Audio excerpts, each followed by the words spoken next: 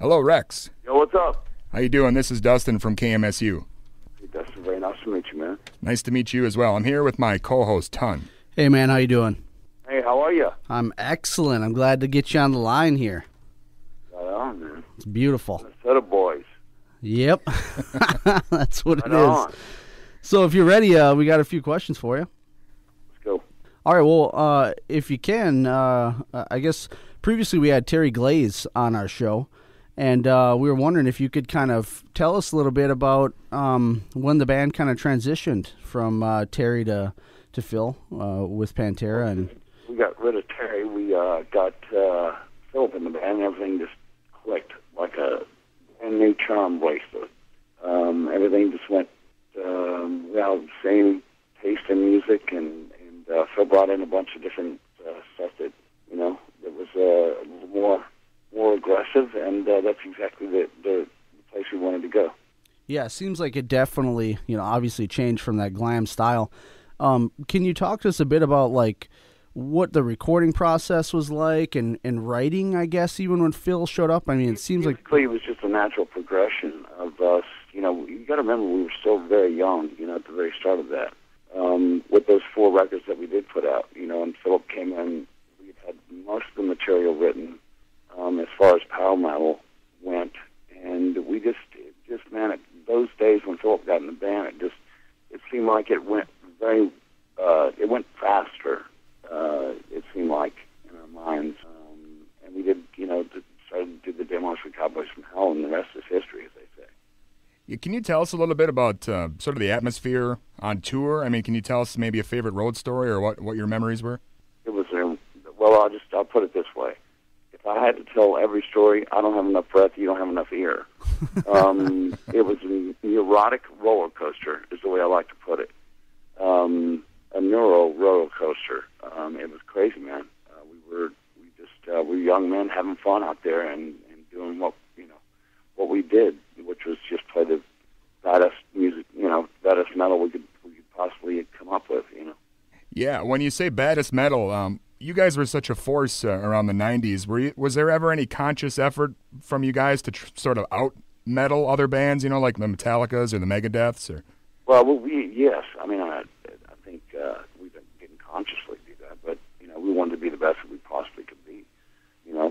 Given the 4 different characters that were in this band, we had to, we wanted to make an impact that was different, at the same time keep our own originality and just do a lot of hard work, man, and a lot of, really good songwriting and also a lot of luck, Yeah. So I'll just put it that way. Well, when you guys were, starting out in Texas and playing around, did you ever imagine that you guys would be so huge when those other later albums came out? That's what you drive for in anything you do in life, and that's just the way that we did, So there you have it in a nutshell. I don't have to be more specific, but we were very determined young fellows. I'll put it that way. Yeah, I mean, you definitely succeeded. It was pretty amazing. Now, you ultimately, Pantera broke up. I mean, can you tell us any? Down, I'll put instead of broke up. It was Okay. kind of a just lack of communication, so it was pretty much a breakdown, Okay. Can you talk to us a bit about that at all, or? Well, I mean, it says it all in the book, It just we just had some diehard fans, man, and we lived this life that was quite amazing, What a ride that we had, and the great times, and also you have, just like anything else in life, you're going to have your hills and valleys, and we just did the best we could, and communication kind of broke down, especially after being, as popular as we were, and things kind of go kind of silly, and that's what I talk about in the book. It's just everybody thinks it's just a glamorous party nonstop, but when you're playing 250 days a year, it can be grueling on you. Well, when you left Pantera and you went on with Phil to playing Down and a couple other things, was there any falling out between you guys? Or, I mean, were you able to patch things up eventually? I spoke with Don a couple of times. I know you hadn't read the book, so I'll try to put it this way, that I don't know if it, yes, we might have been, but at the same time, it was the estranged brother kind of thing, We lived and breathed and crapped like everyone else you know. And as you grow up, things change, and it just kind of went south, you know.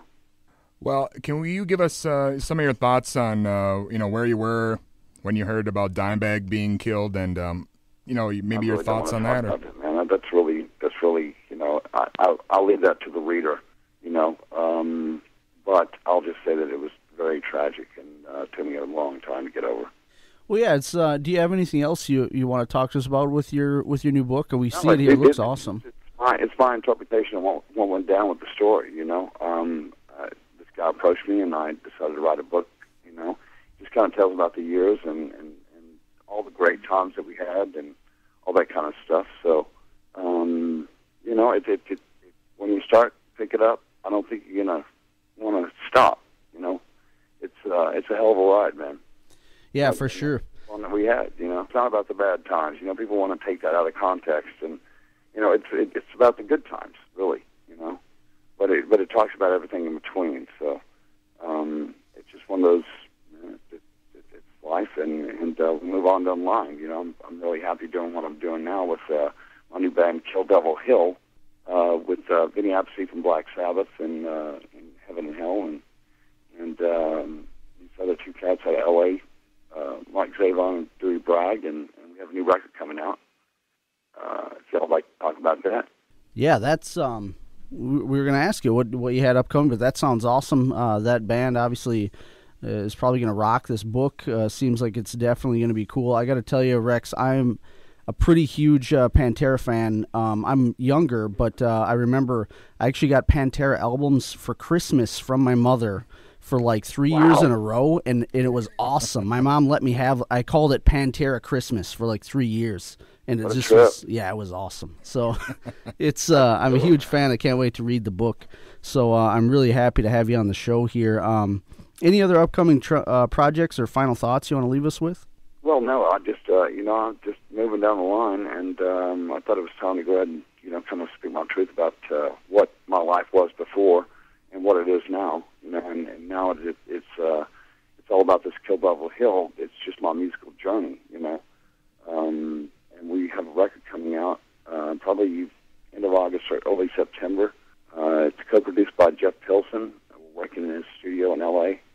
And anyway, just moving down the line, man. You got to put one foot in front of the other and get on down what you're doing. But I'm really, really happy with this. I mean, I haven't been this happy about, really, it's just really recharged me, as far as that goes, and kind of getting some of this stuff off my chest and, that I've had. And, yeah, man, I think you'll dig it. I think all the Pantera fans will, for sure. Excellent. Well, it's been great having you on here. Hey, well, dude, thanks a lot for having me. I appreciate it, man. Thanks so much. Thank you, guys. All right, bye-bye.